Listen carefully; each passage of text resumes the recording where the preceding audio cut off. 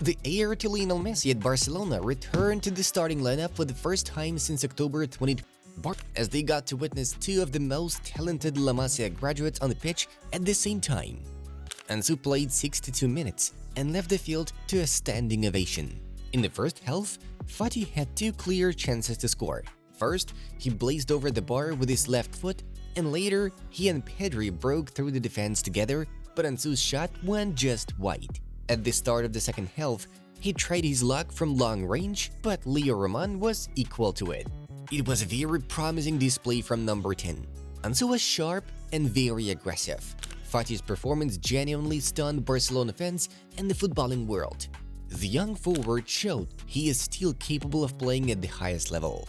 Some Barca fans were openly questioning why Hansi Flick has been giving Ansu so little playing time. Ansu Fati with 3 key passes in the first half, he's cooking. The hunger, the vision, the confidence. His redemption arc is on. It's hard to believe he couldn't have more playing time at Barcelona, one fan wrote. Ansu looking surprisingly well. Based on his first half, it's very hard to understand why he has played so few minutes this season. Another supporter said, "What a first half from Ansu Fati. Hard to believe it's his first La Liga match of the season.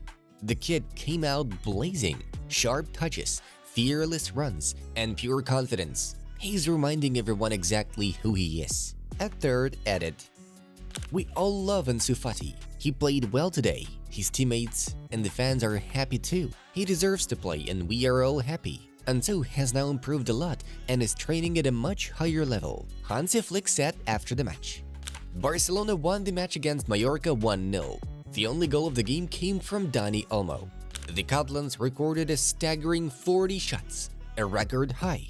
This is the first time in 15 years that a team in La Liga has shown such overwhelming dominance over their opponent. And now take a look at this map. Incredible!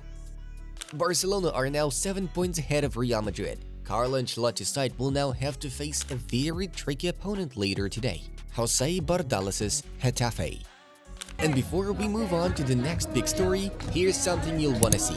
The beauty of Alicia Lemon's dance as she celebrated winning the Women's Serie A with Juventus. I could watch this all day. And now, outpassed the entire opposition.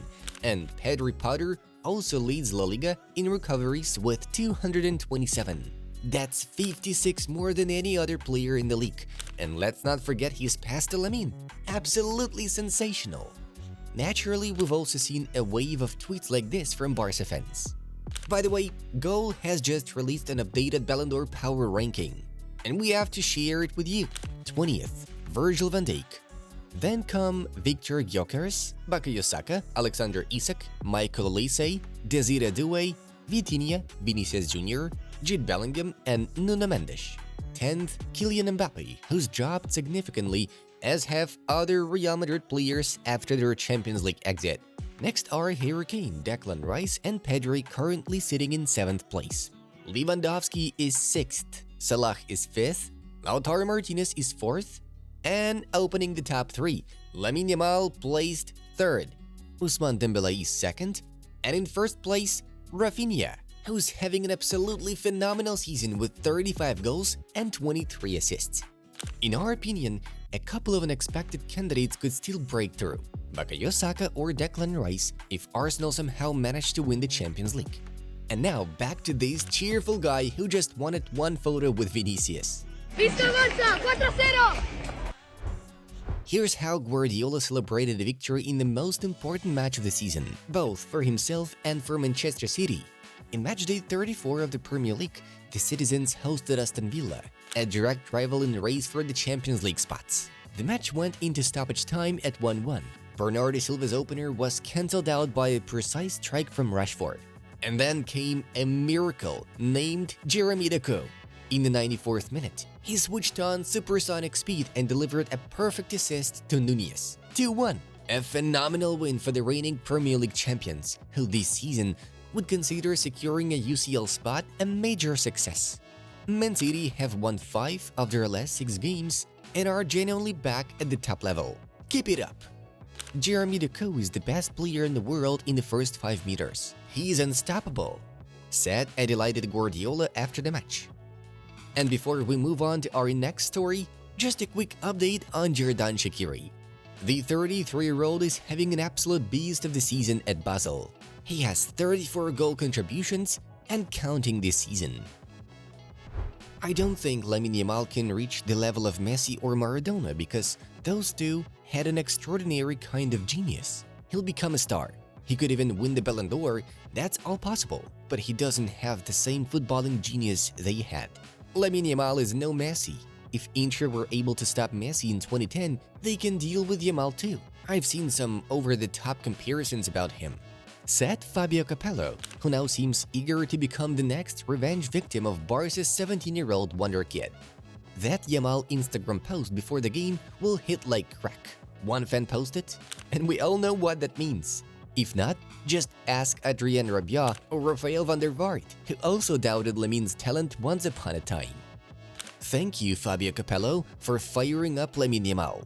We needed someone to do it. Barca fans are clearly loving the extra motivation handed to Lamine by former Real Madrid coach. Lamine Yamal? I think it's incredible that apart from the talent and quality he has, what's truly surprising is the maturity and personality he plays with at that age. Maybe many times when you're young, you don't really think about the responsibility or what you represent, and you just think about playing football. But that aspect really impresses me a lot. Those are the words of Luis Figo, the man who once betrayed Barcelona for Real Madrid. Spain's head coach, Luis de la Fuente, also came to Yamal's defense. Capello's words on Lamine Yamal: "The thing is, I didn't get to know Messi. I didn't coach him. But I know Lamine Yamal. And my good and admired friend, the respected Fabio Capello, is always right. But the truth is, I've discovered in Lamine Yamal a player unlike any I've known before. And above all, what excites me the most, something that really stands out, is his capacity for improvement, which he's been showing at 17 years old with constant growth and admirable ambition." And while everyone else is debating, Lamine just picked up another award, the prestigious Laureus Award, nominated for Breakthrough of the Year. Now let's see what kind of response Fabio might get from Lamine in the next match against Inter. A Milan, por favor.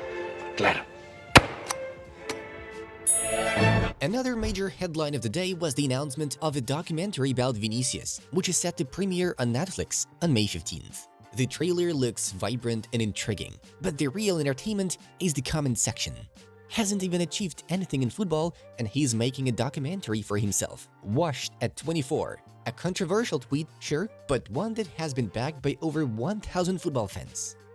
Why does he need a documentary exactly? They 100% started filming expecting him to win the Ballon d'Or to top it off, and that clearly went sideways.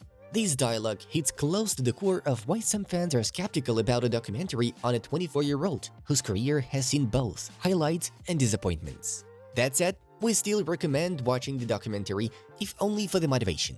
Venicius is a perfect example of how relentless self-work can take you to the top level. Meanwhile, Real Madrid seems set to extend the contract of one of their stars. It'll be renewed either until summer 2029 or summer 2030. And we are wrapping up this episode with this wholesome clip of two football legends meeting again, James Rodriguez and Sergio Ramos. Both are now playing in the Mexican League, representing Leon and Monterrey respectively. The match ended in a 0-2 win for Ramos' side. Sergio, of course, picked up his trademark yellow card, while James was sent off in the 69th minute. It was a game full of drama and emotion. Leon currently sits 6th, Monterrey is 7th.